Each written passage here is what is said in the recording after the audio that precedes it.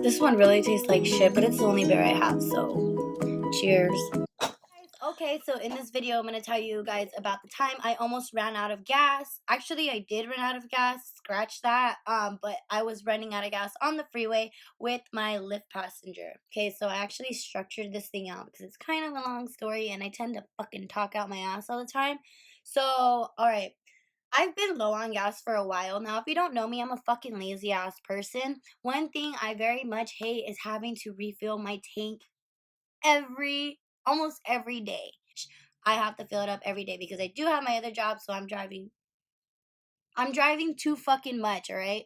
So I just try to avoid getting gas as much as possible. Here I am driving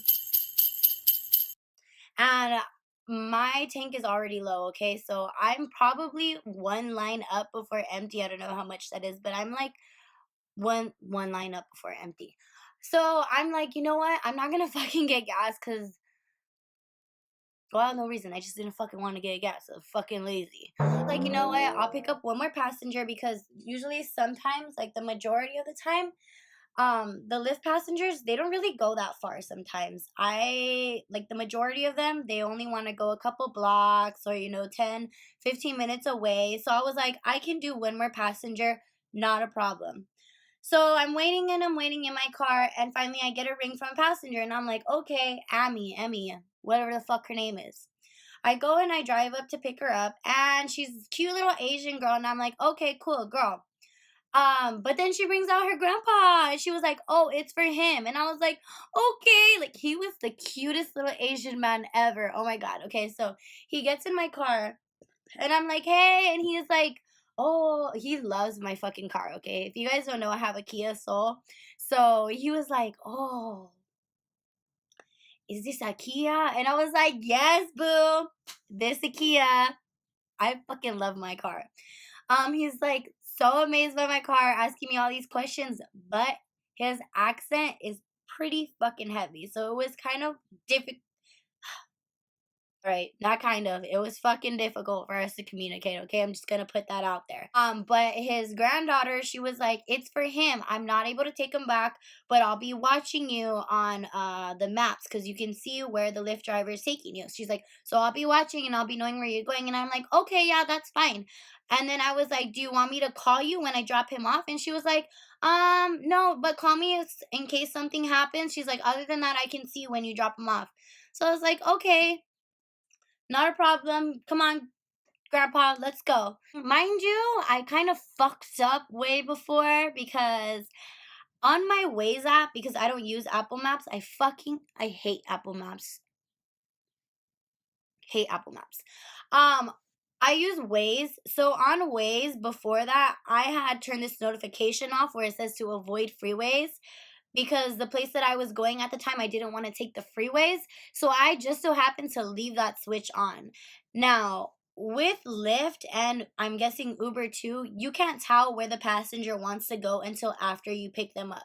So once they're in your car and you say that you pick them up, that's when you figure out where you're going. Oh, sorry, it's been a stressful week. All right. So I am over here thinking he probably just wants to go 10 minutes, 15 minutes away. No biggie. I got this. I click the thing to see where he's going, and it's fucking an hour away. Okay, I was like, shit, I got this. It's not that I'm stupid. I'm just fucking lazy. I know my car, you guys. I'm so lazy. I know. I kind of have an estimate of how far my car can go when the gas light's on and when it's fucking low. So I was like, oh, shit.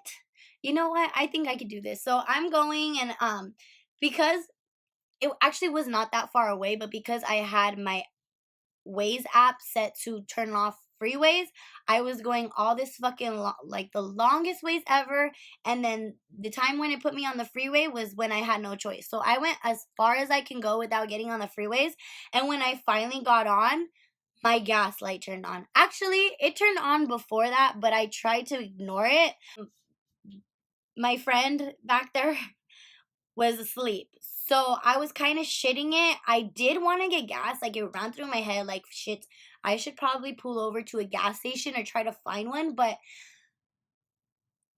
I just was, I'll be honest. I'll be honest. I was pretty shy.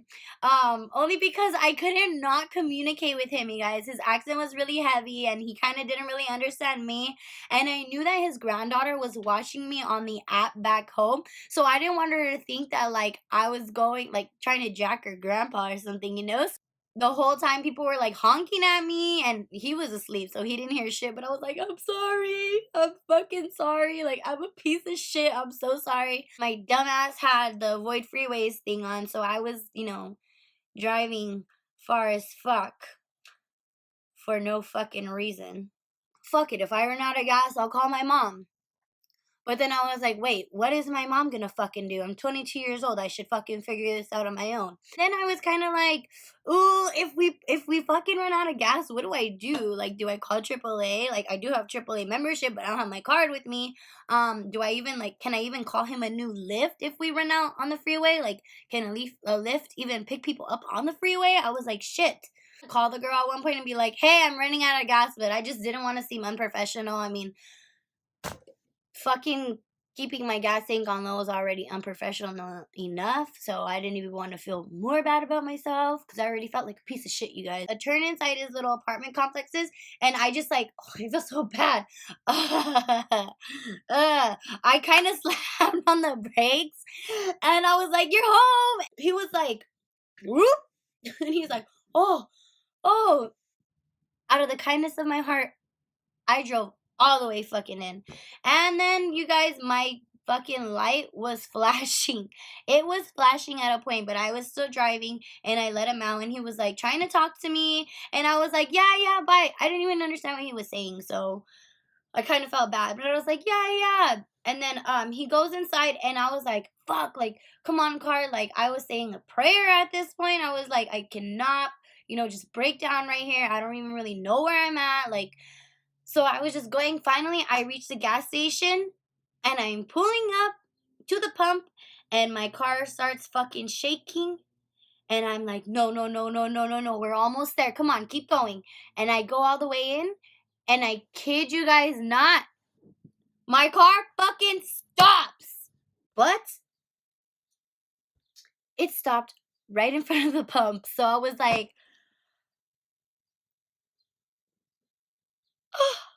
like,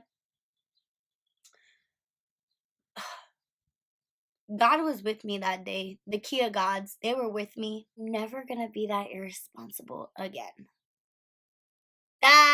Just fucking around. But I did learn a valuable lesson on when I am running out, I should probably pull over and get gas because that was not a good feeling. Like I was sweating, I was shitting myself, sweat and shit. It's not a good combination. So a story on how I was running out of gas. Next story will probably be on my really creepy situations about how I had to kick some creepy guy out my car because he was really fucking scaring me. Thank you guys, and I hope you guys all have a fantastic weekend. Bye!